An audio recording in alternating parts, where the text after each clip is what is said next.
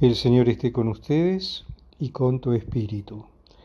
Evangelio de nuestro Señor Jesucristo según San Juan. Gloria a ti, Señor. En aquel tiempo dijo Jesús a sus discípulos: Si ustedes me aman, guardarán mis mandamientos. Yo le pediré al Padre que les dé otro defensor que esté siempre con ustedes, el Espíritu de la verdad. El mundo no puede recibirlo, porque no lo ve ni lo conoce. Ustedes en cambio lo conocen, porque vive con ustedes y está con ustedes. No los dejaré huérfanos, volveré dentro de poco. El mundo no me verá, pero ustedes me verán y vivirán, porque yo sigo viviendo. Entonces sabrán que yo estoy con mi Padre, y ustedes conmigo y yo con ustedes.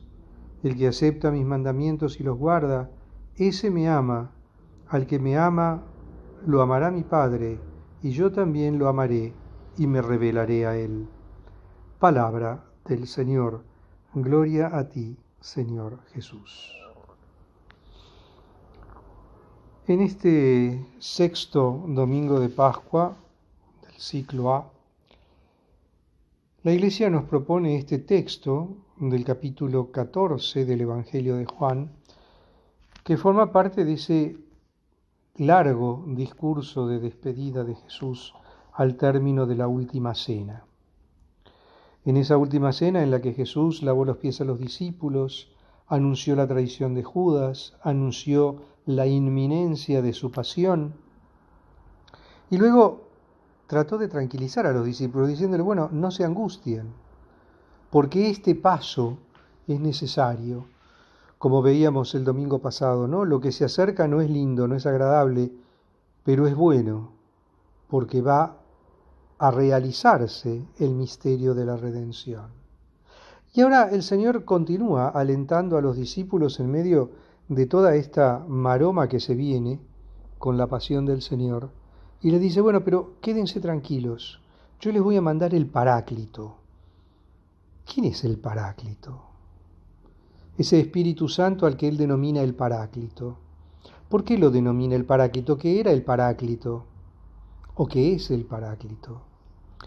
En el sistema judicial antiguo, en Grecia, existía una figura que era la del Paráclito, que era una especie de abogado defensor, al mismo tiempo consejero, al mismo tiempo aquel que consolaba, aquel que aconsejaba, que ayudaba, que asistía, que a través de su presencia daba ciertas garantías sobre alguna de los personajes ahí en cuestión durante el proceso. Esta es la figura que el Señor nos propone para el Espíritu Santo. Aquel que va a acompañar a los discípulos a lo largo de todo lo que vendrá después. Aquel que va a acompañar a los discípulos para realizar la tarea de la evangelización, del primer anuncio del Evangelio. Aquel que sigue acompañando a la Iglesia hoy en día en su tarea de evangelización, que la asiste para ser fiel a la doctrina, para ser fiel al mensaje de Cristo. Aquel que está presente en la celebración de los sacramentos, porque es a través de esa presencia del Espíritu Santo que Cristo actúa en los sacramentos. Por eso no es el sacerdote el que bautiza, el que consagra, el que perdona, sino que es Cristo a través del Espíritu Santo, el que bautiza, el que consagra, el que perdona, el que unge, el que une en matrimonio, el que ordena. El sacerdote, nosotros sabemos por fe que actúa en la persona de Cristo y en nombre de la Iglesia.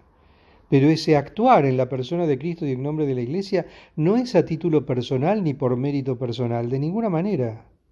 Es gracias a la acción del Espíritu Santo, al don del Espíritu Santo que le fue conferido en el momento de la ordenación sacerdotal y que hace que cuando el sacerdote consagra, cuando el sacerdote bautiza, cuando el sacerdote absuelve, no es él el que lo hace, sino que es Cristo presente a través de su persona que actúa, y eso es por obra del Espíritu Santo. Ese Espíritu Santo que acompañó la creación del universo, ese Espíritu Santo que iluminó y asistió a los profetas del Antiguo Testamento, ese Espíritu Santo que actuó en el seno purísimo de la Virgen María para convertirla en Madre de Cristo, ese Espíritu Santo que sigue actuando hoy en día en el seno de la Iglesia. Y es evidente que la presencia del Espíritu es una presencia mística, es una presencia misteriosa, pero es una presencia real. Y el que tiene fe no puede negar la presencia del Espíritu porque sabe que está, sabe que actúa, sabe que está siempre presente y acompañándonos. Claro, para el que no tiene fe, la presencia del Espíritu puede ser una leyenda urbana o puede convertirse en un cuentito. Pero no, nosotros desde la fe, desde nuestra fe, entendemos que esa presencia está viva y está operante entre nosotros. Y esto es lo que Jesús le promete a los discípulos. Les voy a enviar el Paráclito, ese Paráclito que ustedes conocen porque viven la fe, ese Paráclito que ustedes conocen porque aman a Dios. Y aquí hay otro elemento sumamente importante que el Señor pone de manifiesto y destaca. Fíjense que el Señor dice: si ustedes me aman, guardarán mis mandamientos. El amor a Dios y la obediencia a Dios están intrínsecamente unidas, porque no se puede amar a Dios y no obedecerlo, como tampoco se puede obedecer a Dios sin amarlo. La obediencia amorosa al Padre es lo que distingue al creyente, porque la obediencia amorosa al Padre es algo que brota del interior, de la interioridad del creyente, que por amor a Dios obedece a Dios y cumple sus mandatos. No un cumplimiento meramente exterior, sino un cumplimiento real, sentido, profundo, un cumplimiento que parte de lo más profundo de su ser, no un cumplimiento meramente exterior, por formalidad, para cubrir las apariencias o para quedar bien. La obediencia a Dios es algo que debe nacer de lo profundo de nuestro corazón y debe estar inspirado por el profundo amor a Dios. Todo aquel que ama sabe que no debe ofender, que no puede ofender a la persona amada. El verdadero amor busca el bien del otro. El verdadero amor se entrega al otro. Lo mismo pasa con el amor a Dios. Si amamos realmente a Dios, no queremos ofenderlo, no queremos herirlo, no queremos dañarlo. Es verdad, no podemos dañar a Dios, porque Dios es impasible.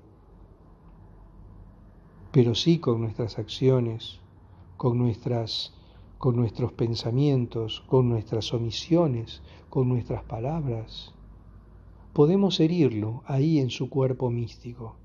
Podemos herir el cuerpo de Cristo. Y no queremos.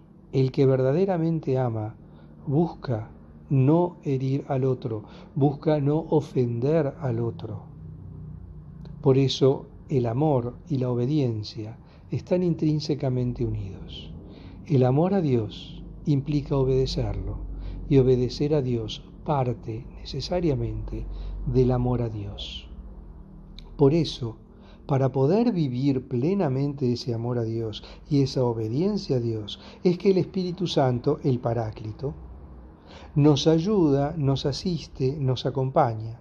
Porque en medio de un mundo donde hablar de Dios prácticamente se está volviendo tabú, en medio de una sociedad donde Dios ha pasado a ser un elemento más del folclore, en una sociedad donde se olvidan los derechos de Dios, el creyente debe librar una batalla muy ardua, muy dura, El creyente está siendo perseguido en una sociedad que niega a Dios, con una persecución que tal vez no es como la que conocíamos en lo que nos relata la historia de los tiempos antiguos, a lo mejor una persecución más solapada, más de guante blanco, pero que sigue estando en nuestro mundo de hoy. En algunos casos es una persecución despiadada y sangrienta, como sucede en algunas regiones del planeta. Pero claro, hoy en día hablar de eso no es noticia, no da prensa y hasta resulta políticamente incorrecto. Pero el creyente no está llamado a ser políticamente correcto. El creyente está llamado a ser creyente. El creyente está llamado a ser persona de fe. El creyente está llamado a ser, de ser necesario, mártir de Cristo. Y para eso, el creyente necesita la guía, la luz, el acompañamiento, el consuelo, el consejo del Espíritu Santo. Y esto es lo que el Señor nos promete. Confiando en la promesa de Dios, confiando en que el Señor nunca nos va a abandonar, confiando en la providencia santa de Dios. Amemos a Dios con toda nuestra fuerza, con todo nuestro corazón. Obedezcamos su palabra y no tengamos miedo, porque el Señor está con nosotros. El Señor nunca va a dejar que nos falte nada. El Señor nos va a acompañar, porque el Señor quiere que nuestra alma se salve. Alabado sea Jesucristo, por siempre sea bendito y alabado.